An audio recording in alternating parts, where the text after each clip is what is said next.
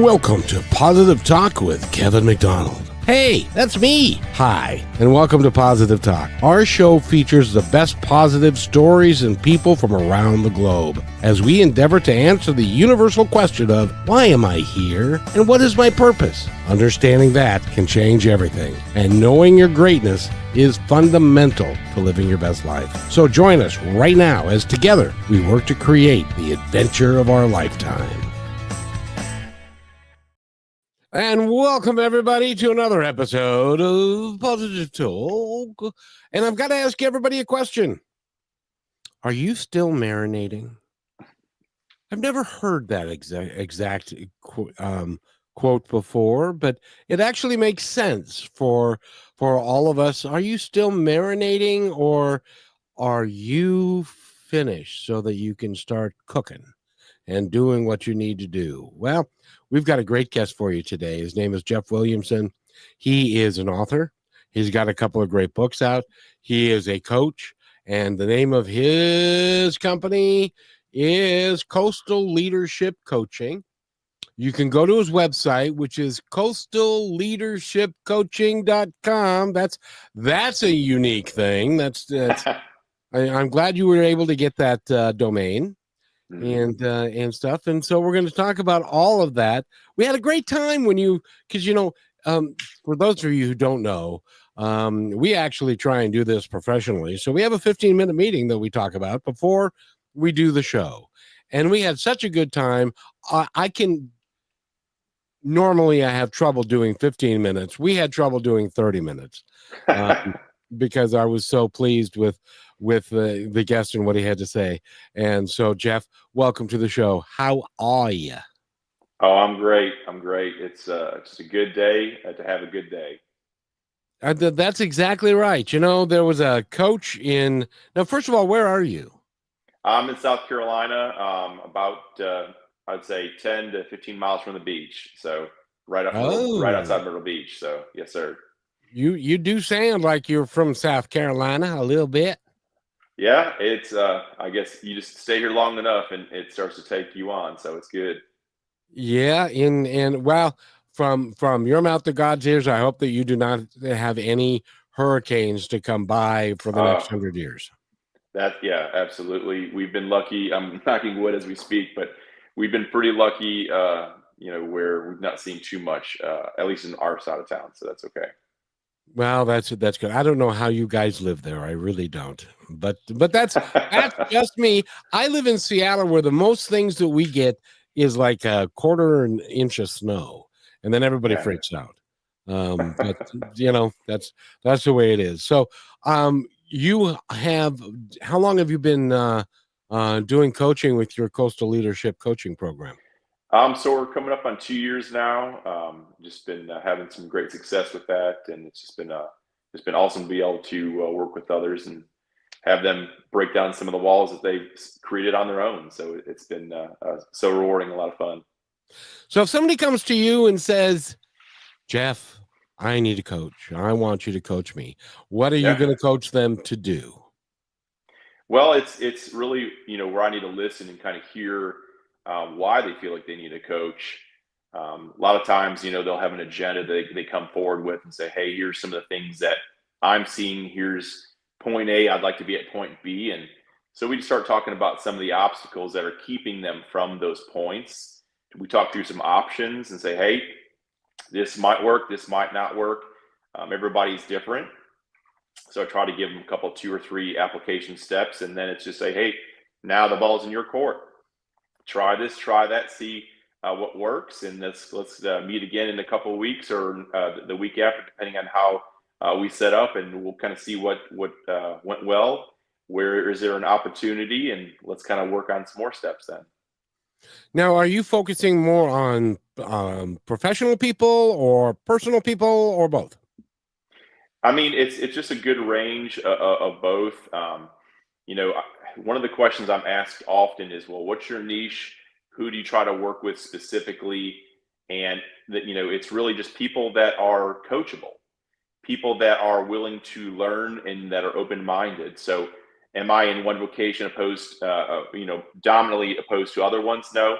It's just those that have that thought, hey, I might have an opportunity to better myself. So it's just anyone who's willing. I like that a lot better. I get tired of the word niche. Yeah. Because everybody said you should niche down. You should really narrow your focus. And it's like, yeah. I can't with this show narrow my focus. I like to talk to lots of different positive people doing different things. I talk to an actress, I talk to an actor, and I'm talking to you today. So they're all different people, but there's a commonality between everyone that is working to develop themselves and other people in this life.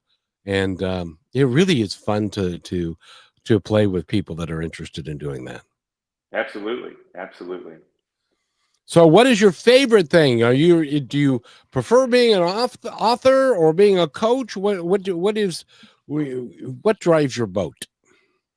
I guess I would just say planting the seed. So be it through books I've written or through conversations, through mastermind groups where we do book study and really try to draw, some thought from those conversations. But I really enjoy seeing somebody think differently, consider a new approach, take the idea, we've never done it that way before, throw that out the window. That's not how I roll. So if somebody can actually say, wow, I appreciate what you had said about this. I'm very excited about this. Let me try this out. So when people have that new, this fire burning inside of them, that to me, that's my Christmas Day moment, so to speak. So that's where my, I guess, focal point is. So any avenue really, and again, it seems aimless, but there's a lot of different tools to try to see people through to be successful them. So we'll try anything to see how we can break down some of those walls and obstacles. It is remarkable when you can work with somebody and you see the light turn on in their eyes. Oh yeah. That must be really thrilling for you. Yeah, I mean, and it's everybody has these great talents that sometimes are just maybe you just have to uncover, be it through like old thoughts that they have, just playing over and over again, or just different things that they take in from a society, social media, that just kind of causes them to think that they can't be successful. But we all have the ability to be successful. We're all worthy of success. Sometimes it's just trying to get them to recognize that and say, hey, there is opportunity in me. There are things that are unique in me, for them to for them to kind of see those things and to have that light bulb go off. It's very rewarding, very, very exciting, and selfishly, that's why I do the things that I do, just so I can be part of that. One of the reasons why I wanted you on the show is because during the opening, I say, know your greatness. And what I mean by that is you're already great. You were born great. And then people spend the rest, 10 or 20, or in some cases, their whole lives being told by people, you ain't so great. You got problems. You can't do this. You're a little too fat. You're a little too short. You're a little too tall. You're a little too this or whatever it is. And so, and then, I would love your opinion as to why, when you look at yourself and you go, I'm not too bad. But then other people tell you, well, you're not that good. Why do we listen to them more than we listen to ourselves? Well, I mean, I would say two things. We live in a competitive society. In a couple of days, there's going to be a big football game that everyone's going to watch, and it's going to be this great thing where people are going to cheer on their team, and just it's someone has to win, someone has to lose, and being in sports, most of my life, there are winners and losers, and I think sometimes people take that into their personal life, into their vocational life, and say, well, for somebody to win, I have to lose, or vice versa. And that can be very problematic, because there's opportunities where both teams, in situations in coaching and self improvement, where they can both win. And then, additionally, I think that, like I mentioned, on social media, people will see, keeping up with the Joneses, and I want to look like this, or I want to try this, or John Maxwell, for instance, he's written 80 plus 90 books, I guess. I have too. So if I, say, hey, I'm trying to compare myself to him, that would be just a ridiculous thing. But then with that, people then have fear because they're not going to equal out to what John might do in this situation, or somebody that has six-pack ab or stomach and just rock hard abs and everything, and biceps coming out of their ears. I'm not going to ever amount to that, so I'm fearful of even trying. And I think that we see these things, and we just really have these judgments that go on and say, I'm not going to amount to what that person does or looks like, or I'm not going to be able to speak as that person speaks, and so I'm too scared. I'm not going to even try, and I quit before I even start. And that's just very it's sad, unfortunately, because there's so much out there. People have so much opportunity, so much potential, but it's hopefully there's someone that kind of comes into their life that can spark that, so they can see where that opportunity actually is. Exactly. And you see, I have a six-pack. Every time I go to the store, I get a six-pack. So for me, that works out really, really well. And Excellent. and oh, by the way, I wanted to tell you, I've got a news flash for everybody that's listening. The Kansas City Chiefs are going to win the Super Bowl, not because they're the better team, but because it's been, dare I say it, preordained from the offices of the National Football League, because they're America's team and yada yada yada and all that stuff. So we'll see if that comes true. You'll have to come back another time, and we'll talk about whether or not there was a call or two that might have gone the other way. You know what I mean? Oh yeah, yep. Ever As since a recovering Detroit Lions fan, I feel that, and I thought we had it this year, but it just didn't work out for us. Maybe well, I'll next tell year. you, Goff did a great job, and you've got a budding young team and got a great defense. You killed. Did I say killed? I meant killed. Did I say killed? My poor little Seahawks, because I'm obviously in Seattle, and so. Oh, it was so sad. But Detroit's got a good team, and the Philadelphia Eagles are a good team. But I'm here to tell you, there is ever since the Seahawks were in the Super Bowl and the referees took it away from them years ago, I have had a feeling. So in any event, which is great. By the way, we're talking with Jeff Williamson. He is a coach. He's an author. Did you say you've written? How many books have you written? 2 books. Oh, I was going to say, I thought you said you have written 80. And it was like, I don't see 80. Just 2. No, that's John Maxwell. He's got 80. Well, and I love the titles of your book, which is one is The Other Side of the Coin, pushing past we've never done it that way before, mentality. And also, and this is my favorite one, it's still marinating, turning your journey into a legacy. And because I really think, well, Jeff, I have to tell you, I'm a little older now, and I have a team member who's 25. And she will, when I said to her, well, he's interviewed Burt Reynolds. And I thought that was a big deal, and she has no idea who that is. Yeah. And so, and people don't know who Bing Crosby was, or Bob Hope, or Sammy Davis, or those folks. And it's because the legacy can be fleeting. Yeah. But for some of us, we want to have a legacy that lasts and can have an impact, like what you're doing with your books and with the coaching and stuff. So was that your driving motivation, or was that just a byproduct?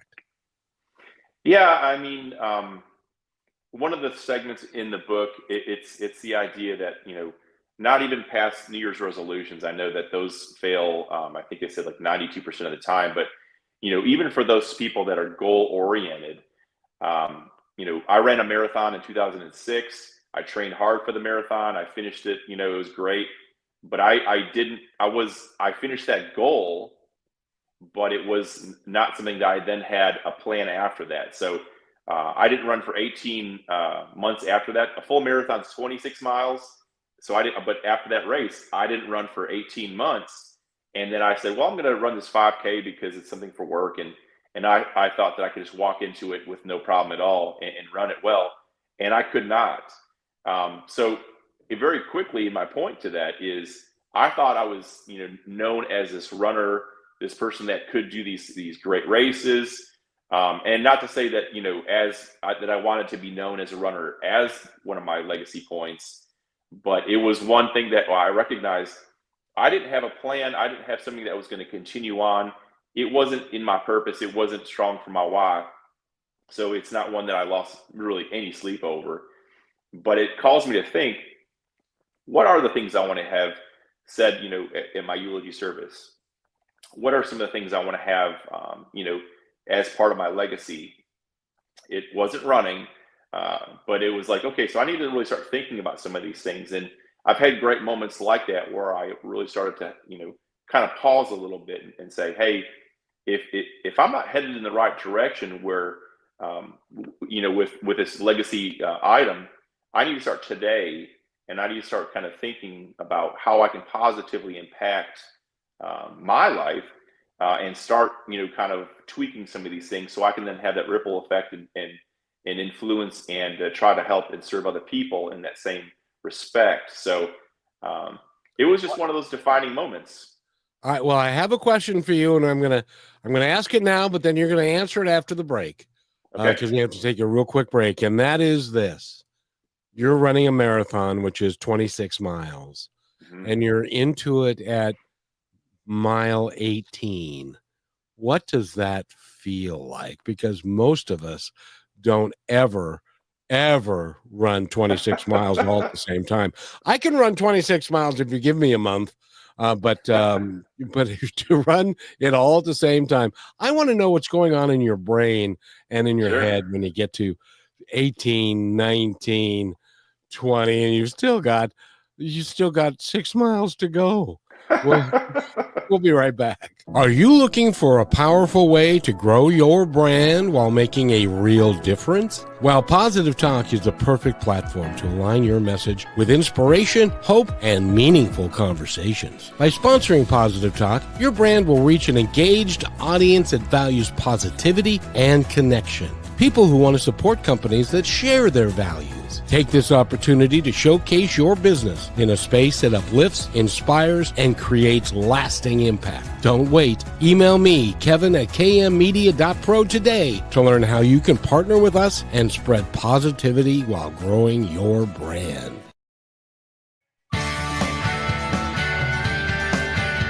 And welcome back to Positive Talk with Kevin McDonald, and I want to thank Jeff Williamson for being here. He's a coach. He's an author. He's got a couple of books that we're talking about. Still Marinating and the Other Side of the Coin.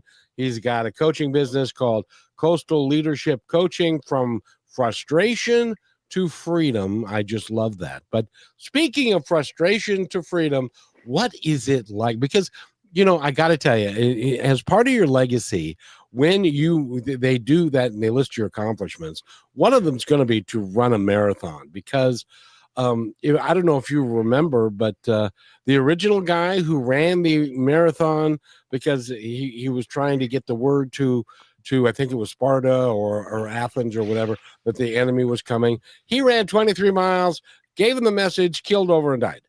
So you didn't. Wow. You didn't keel over, and yeah. But what is it like? What's going through your mind when you're tired? You've done a lot, and you've got six more long miles to go. Yeah. Wow, that was a challenging race. And what's funny is I ran that when I was 30, but I also ran in high school. I ran the 2-mile race, which isn't as big of a deal. And that's 8 times around the track. And I would try to think about reasons to quit the race when I was even running that 2-mile race, as I was like around lap, 6, almost 6.5. I'm like, well, the race is almost over. I might as well finish it hard because I've already done all this work, and I may as well, go hard. So it was funny. I kind of almost like brought in that inner 15, 16-year-old from high school into this race, and all this planning, all this dedication. There's all sorts of people, and it was very uplifting and inspiring too. It was at the Detroit Marathon, so we ran into Canada and back to back into Detroit. So I think it's one of the only marathon that runs in 2 countries. But people are just really celebrating hard and excited for you. And it gets to the part where we're gonna go through trials, and there's gonna be times where things are just tough, and you don't want to finish, but it's just that grit where you have to really dig in. You really have to push forward. You don't pay attention to the blisters that are on your feet, and you just try to that's where that strong mindset comes into play, and you say, you know what, I've already I've trained for 6, 8 months, 9 months. I'm only 6 miles away, and then you start to look. Now I'm only 5 miles away. 4 miles away, and we at that point in time, our miles were probably about 12, 13 minutes. So they weren't great time, but I just knew it was like when I was at 4 miles, I'm like, okay, I'm less than an hour away. How many times have I sat, waiting in a doctor's office for 1 hour, and then you start to kind of think about things like that. 4 miles became 3, became 2, became 1, and you see that finish line, all that hurt, all that pain, all that mental anguish just goes away, and you get to celebrate that finish line. That must be a remarkable experience because you've worked so hard for it, and then you accomplish it, and people are screaming for you and stuff like that. Do you remember the time you did? Well, we just wanted to finish, so it was just over 5 hours. But it was a long time. 5 hours is what most people can sleep. So we were training for like 3.5 to 4 hours, but my buddy and I, we ran it together. We said that we'd finish together. We both kind of ran into some trouble, in the race. Me at the beginning, him at the end. So we were just trying to have the moment versus we weren't going to win anyway. So it was just one of those things that we could say we did. Bucket list. It was bucket list thing, exactly right. Yep. My former wife did the Seattle to Portland bike ride, and she did the exact same thing that you did. She did it in one day. It's 187 or some odd miles, and she didn't ride her bike because she couldn't sit for a week and a half. But so, and you didn't run after that for a little while. No, I did not. Because your feet remembered the blisters. Oh, it was no good. So, but by the way, we're talking with Jeff Williamson. Go to his website, which is coastalleadershipcoaching.com. You can get all the information about working with him and the books, and he's got videos, and he's got testimony. He's got a full-blown thing going on, and he's also a speaker. And so it's great to have you here, and you're doing so much. And what I love about it is the legacy that you're building for yourself is you're doing it for other people. You're doing it for humanity. It isn't about Jeff Williamson. It's about what Jeff brings to the table. Am I close? Yeah, I mean, it's the idea when you're in that Starbucks line. I like coffee, and I imagine you do being out in Seattle. So you get your pipes. I don't know what you're talking about. Yeah, right there. But you get your coffee and you're in line, and someone says, your order's been bought and paid for. And, and it's like, wow, that's pretty exciting. And, I could selfishly say, all right, well, I'll see you. And thanks for the coffee. But, it's inspiring to be able to then say, well, how about that car behind me? Let's take care of them. And then, even Starbucks gets excited when they say, we're on a 12-car streak and a 13-car streak and things like that. So I say that all to say, paying it forward, there's been so many people that have invested in my life when they didn't gain anything from it. They didn't, it wasn't a coaching experience where I had to, pay an invoice at the end of the day here. They wanted to see Jeff advance and to level up. So That's why I do what I do. That's where my passion is. It's, I want to love it. On the back of both books, it says, I want to love well, I want to learn well, and I want to serve well. And, that's my vision statement. That's what I want to do. That's how I want to, for my legacy, that's basically, how I attempt to go about things here. So, I'll mess up sometimes here and there, obviously, but that's my lighthouse. That's my redirecting, thing to keep paying attention to, so that I can be true to what, in fact, I'm trying to accomplish. All right, young man. I know my story and how I came to it, but how did you come to this in your life? Because our experiences are designed for us to get to where we choose to be, and so that we can build our legacy. But was it for you? Were you always a service oriented individual, or did you have an epiphany one day? I mean, I've always been in the service industry, where we try to help people. Even in my first job, where I was flipping burgers and making fries and all those kind of things. So, it's always been a sense of just a good feeling, and where I feel that I'm grateful that I can do this, and that's something I'm able to do well. I did take a detour for two small jobs where I left the service industry, and I just kind of felt empty, and I didn't feel that burning passion, even if it was getting back into sales retail, being able to work with people, being able to uncover some of their needs, and being able to give them whatever object they were looking for. So it's always kind of been in my blood to be able to help people. It's funny, flipping burgers, you don't have this idea that, hey, 35 years from now, you're going to be doing these things. And, I guess it's kind of neat to be able to see back and say, hey, even back with my first job, I was kind of growing myself and trying to learn experiences and trying to listen to people well, and what to do, what not to do, so we can get to this place where we're at today, and be able to work with other people and utilize that so they can see advancement where they're stuck currently.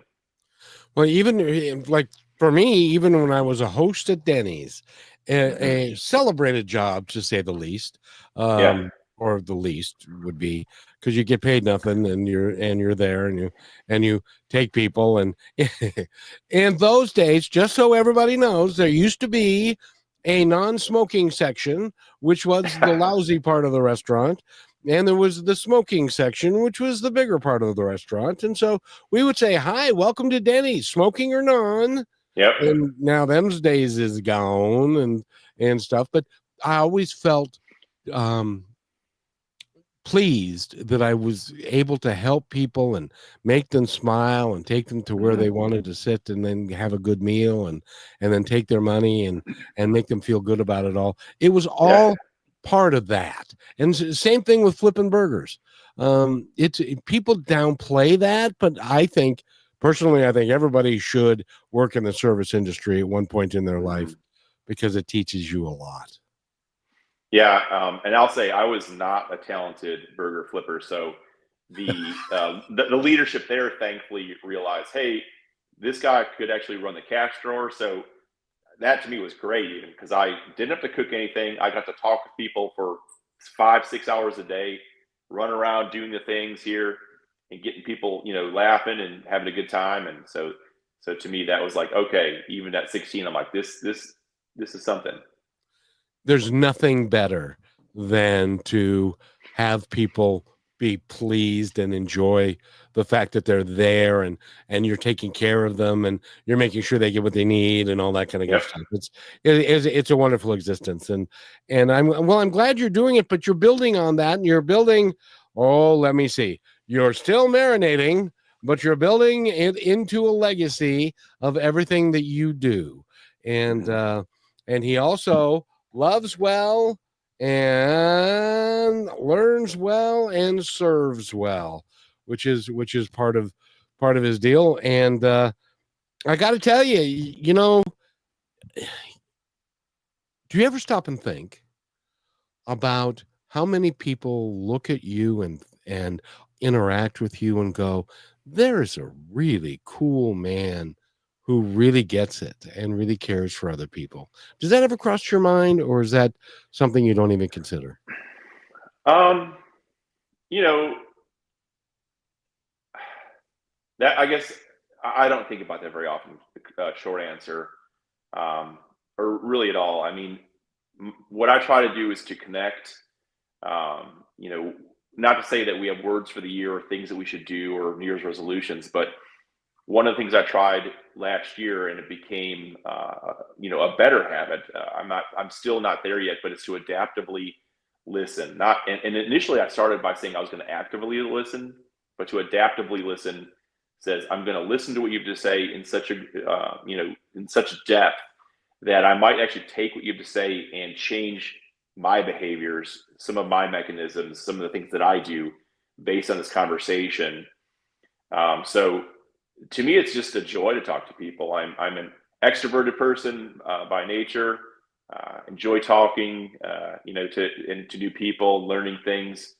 But the idea of saying, what Jeff has, yes, I know that I'm worthy of success, and I know that I've been blessed with some very unique, traits and characteristics. But at least I hope I don't give off that persona of hey, I've got it all together, because I'm the guy that I think, the older I become, the less I know, and I think that's actually a cool place of being, because it's just the more I ask questions, the more I try to learn this or that, just the more I'm starting to learn, and I just start to really unlock more opportunities and more ways to innovate, and just to try to galvanize off of somebody else's idea, so we can see this success with them too. So it's yeah. So short answer, no, I don't think that way, but that's maybe a bit more of a narrative than you're looking for, I guess. Well, by the way, we're talking with Jeff Williamson, and I, it's really cool the things that you're doing, and you're very low key about it. As far as it's not about, hey, look at me. So that's really good, and you care about humanity and other people. And when we come back from this break, we're going to dive into the books themselves and talk about that a little bit. So I want you to stay with us. You're listening to Positive Talk, and Jeff Williamson is here. Go to his website again, which is coastalleadershipcoaching.com, and find out all about him and the work that he does. And we'll be right back. We're going to talk about his books next. Stay with us. You're listening to Brushwood Media Network, the best in syndicated talk, news, and entertainment shows.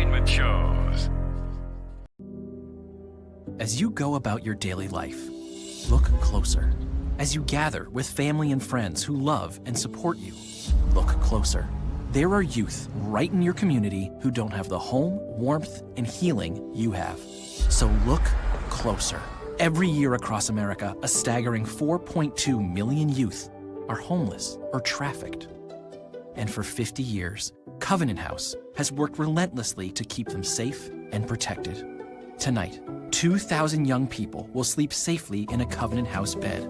And tomorrow, they will wake up surrounded by love. They get clean clothes, hot meals, medical care, and a safe place to sleep.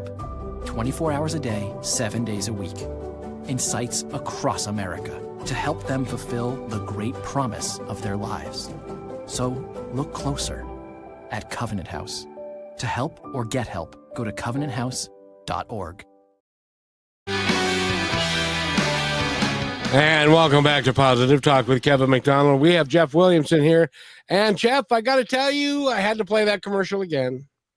I play that commercial every time at the bottom of the hour because we haven't fixed the problem yet.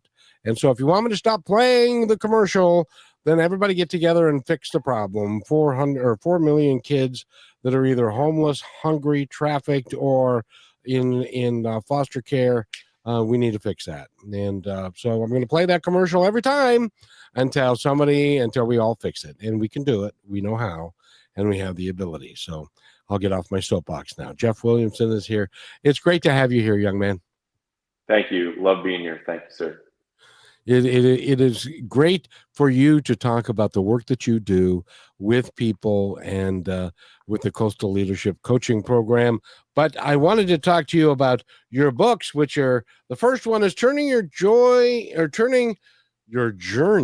into a legacy, and it's still marinating. Most of us are still marinating, aren't we? That's the hope. Yes. That we don't feel like we're already cooked.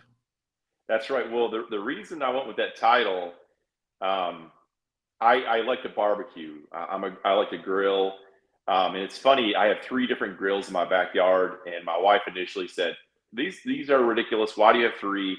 But we cook a couple different meals, and she now is like, okay, this is a great idea. So I'm glad that you have 3 different ones. But with when you're grilling though, I have rushed. I've not put really much at all outside of just salt and pepper, and it's not the greatest outcome. You get those microwave chicken wings without the bones in them, and it's just kind of gross. I mean, you put them in the microwave for about 8 minutes, and yes, it will fill your stomach up, but it's not a product that I want to have.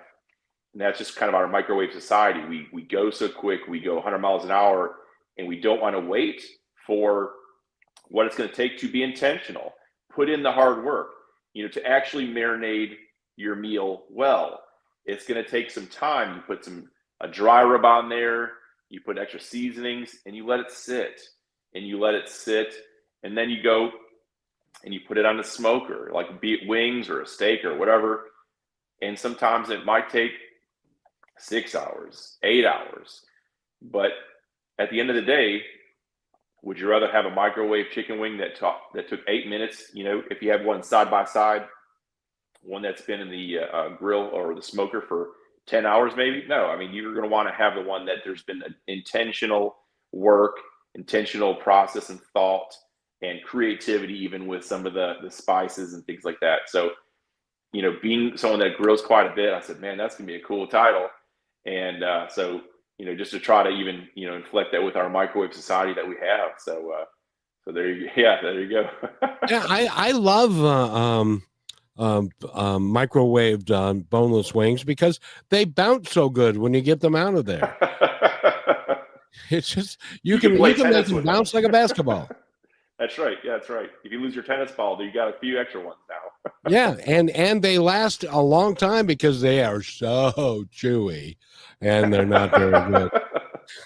So yeah, so you're a griller and a cook, and you do it the right way, and that's right. I imagine your wife is like, are you gonna grill something tonight and stuff? Yeah. Well, so you mentioned about Myrtle Beach in South Carolina. We actually had I guess a week and a half ago, 8 inches of snow in some areas, which happens never. So, and I lived in Michigan for a long time. So, I mean, I'm used to snow. I understand how this works. But, my wife is one of the most planned out people that you'll ever know. So she meal preps. So for 2 weeks, she has what we're going to have for dinner, what we're going to have for lunch, if it's a weekend. And we just kind of go, so on one of the days, one of the meals was grilled chicken. Very simple, very easy, marinating the chicken, everything's great. And so she looked at me and says, are you gonna, honey, are you gonna go outside and grill? No, I am not gonna go outside and grill. I will cast iron these things inside. We'll figure it out. But no, I absolutely, yeah. So now it's not that I'm a short order cook for her, because she does a lot of great things also. But now that the weather's starting to get warmer, I think that I'm going to be getting my my chef apron and grill hat on a bit more often than it's been on. You actually, have a chef apron and a no, I don't. I'm being anecdotal. Well, how the hell? I haven't been to South Carolina. It may be a thing. No. I was just being facetious there. So, yeah, I mean, but I do know that I'll be out there quite a bit more though, and it'll be fun. Well, and the name and the book is Turning Your Journey into a Legacy. And in your work as a coach, I'm curious, how many people come to you and say, Jeff, I don't like what I'm doing. I don't know what I'm doing. Why am I here? What is my purpose? And how do I build my legacy? Does anybody talk like that? No, there's nothing that direct, but you can kind of see hints from things here. Frustrated at work because of this, or I just don't feel as motivated, or anything like that. And it's just through listening to those conversations, kind of taking them through, hopefully, a realization that maybe try something within the vocation that's a little bit different, or it might mean to move on. But it all kind of depends on the situation. And of course, you've heard the term golden handcuffs, right?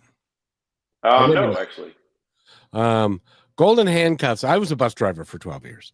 Okay. And one of the things about, if you've ever ridden a bus, you know that the bus drivers, generally speaking, are not very friendly, and they're just there, and they don't say hello, and they don't make eye contact and stuff, because they don't like what they're doing. But the Sure. problem is they make too much money, and it satisfies all their earthly needs and their wife's earthly needs. I had one of the bus drivers that I was working with, real quick story. He said, we were talking, and he mentioned that he was working 65 hours a week, and normal is 40. And I said, why are you killing yourself this much? And he said, well, my wife is used to a certain style of living, and so in order to keep her happy, I have to work 65 hours a week. And he looked at me and he goes, so how many hours do you work because of your wife's needs? And I said, I don't have a wife. I work whenever I want. And he went, oh, really? he was so jealous that I didn't have to do that. But people are willing to do stuff in their lives that they absolutely hate, but because they're getting a paycheck, they'll do it. Why do we do that to ourselves? Well, I mean, it's then, enter in my second book. We've never done it that way before. They have this idea that, I'm just going to do what I understand. I'm not going to, make any waves. I'm just going to continue this because this is what I know. Or I'm in fact fearful of what it would be like outside of this thing that I don't like. I mean, there's comfort in repetition. And while that makes sense in theory, what it does for us, just our mental state, it's just, people are always rushing for the weekend and saying, I just can't wait to, I finally got there. Yes, I love weekends too, but, for different reasons. It's not just to escape work and escape the things that I'm doing. It's to enjoy, because of the fact that I am doing the things that I love. I get to celebrate with my family and my friends. So I don't drag across the finish line on Friday. I pretty happy about, hey, and I'm a Monday person too. It's like, let's get going. I'm ready to start up again. Jeff, you just reminded me of when I was very young. I went to work in a cabinet making factory, and that was not, I hated that. It was very repetitious and stuff, but they had a ecosystem within their business where the employees would get together every lunch and they would play hearts for like the half hour and stuff. And then every Thursday, they'd all go out and get drunk together. And then they would complain all day on Friday of how hungover they were. And then they would go out and do it again on Friday because now they're hungover and they've got to cure their hangover. So they go, and it was like every week, the same drumbeat all the time. And nobody was happy. Yeah. Which is why they were drinking heavily on Thursday night. I'm sure of it. It's, and not to say that people can be like lemmings in cases, but I mean, it's they just go sometimes to the path of least resistance. They understand this is what I know. I don't want to be challenged.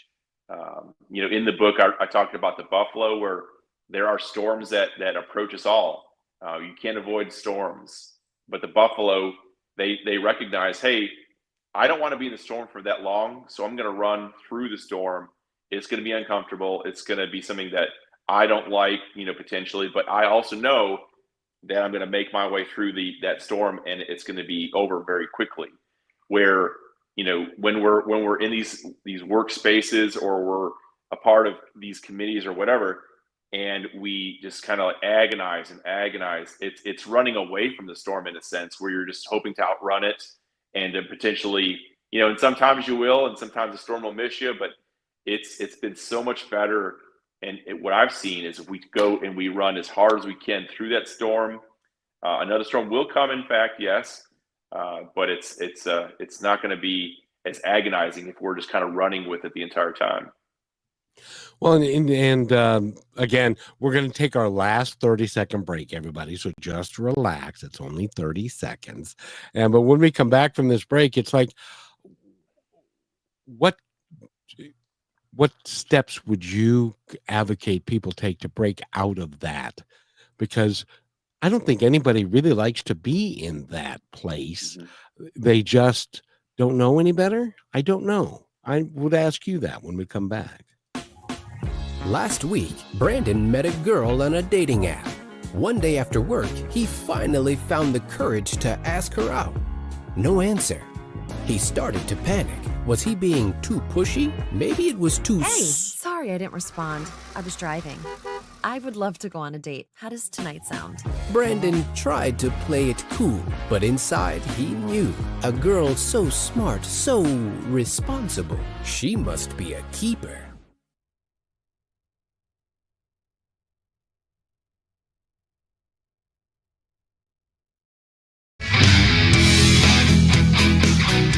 And welcome back to Positive Talk with Kevin McDonald and Jeff Williamson, who is right over there.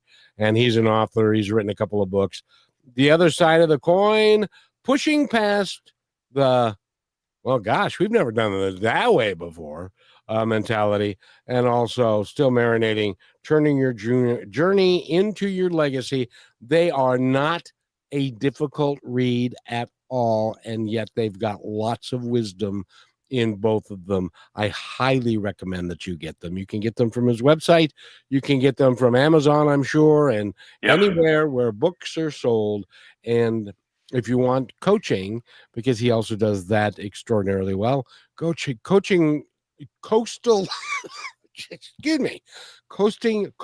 leadership coaching from frustration to freedom. And Jeff Williamson, that's his website as well, coastal leadershipcoaching.com. Jeff, I want to ask you, because the people that you work with, I know that many of them they may not have defined it as to what they want to change, but they know something ain't right. And they're like, Jeff, something ain't right. Help me. Is that how it works? Yeah, that's a pretty common question that comes up, and it through kind of hearing what they have to say, I think sometimes it gets to be pretty daunting, because they recognize, hey, here's where I'm at now, but I want to see this, or I don't know what I want to see, but I know this isn't right, or this ain't it. So when I have conversations like that, and we kind of hear from people, it's just kind of recognizing, don't get so hyper focused on what the outcome is. Yes, I'm legacy minded. Yes, I want to work, with the end in mind, and, and understanding, hey, if I want to be known as this, or known as somebody that did this, I better start working on that now. But focus in on that, what the next move is. What's the next small step? It's like looking at a staircase, and I'm going to look at the step that's ahead of me. I'm not going to try to take the step that's on top, because I would fall miserably and hurt myself. So it's just making sure that, I'm just taking that next small step. And I came across a podcast, and they just said too, where you want to see growth, now that I'm taking that step, water it. Where I don't want to see growth, prune it. I want to weed out some of those things. And, it's just, I know it seems like I'm making it too simple, and I'm oversimplifying a lot of things that we do, but we get caught in this struggle in our mind. And just, we get so fixated on what things are, and we just stay with that comfortable, uncomfortable space. The comfortable, uncomfortable, we can be so, unwilling to get out of. So it's, just that next small step, and then, water where we want to see growth.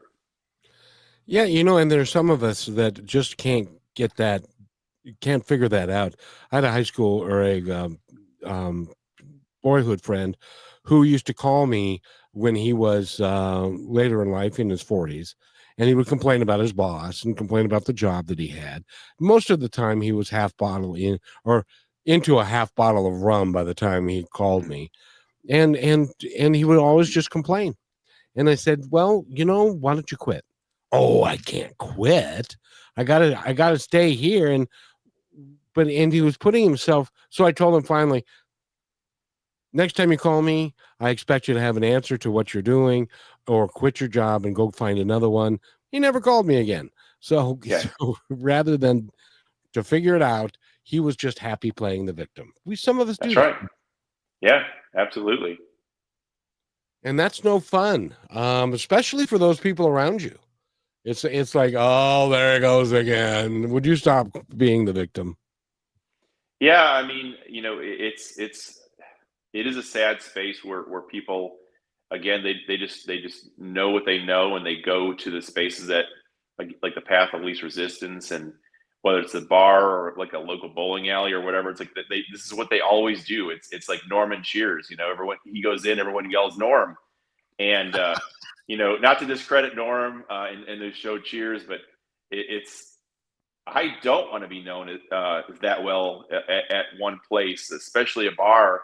I mean, I'm not opposed to grabbing a beer from time to time, but I want to fuel the things that I want to see grow. I want to put water in, like I said, water the things that I want to see growth.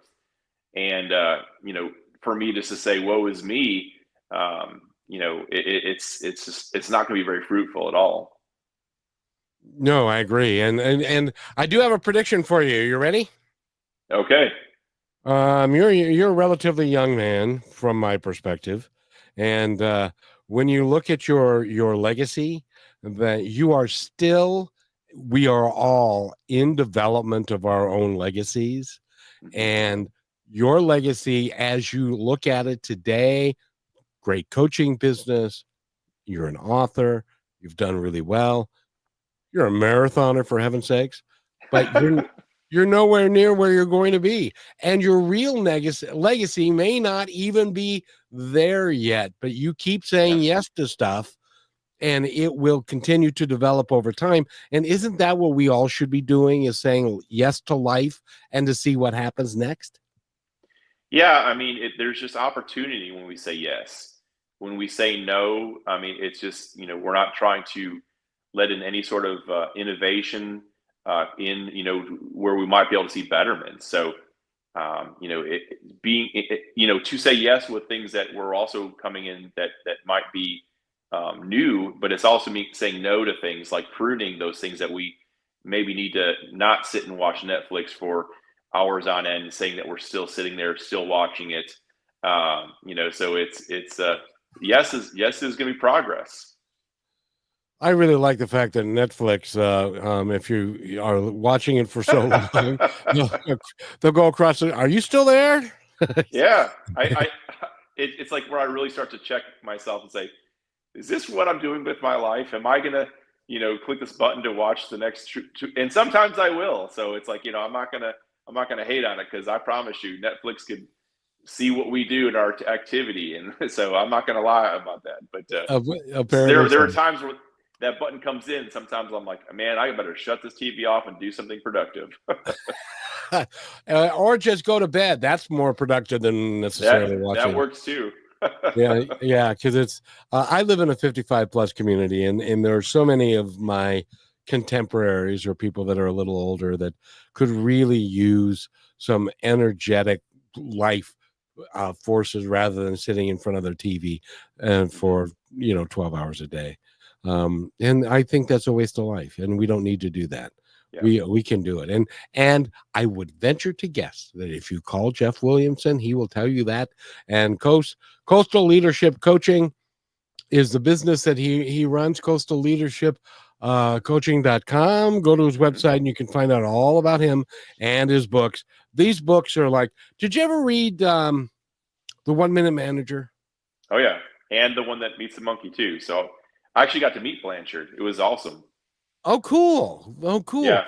So these books are very similar to that in length, and they're designed for you to make you think and to give you action steps to move forward without it being like a novel or War and Peace or something like that. So you can take it, you can use it, you can put Post-it notes in it and stuff that and then use it. So thank you for writing them. I think that you're going to be helpful for a lot of people. How are they doing, by the way?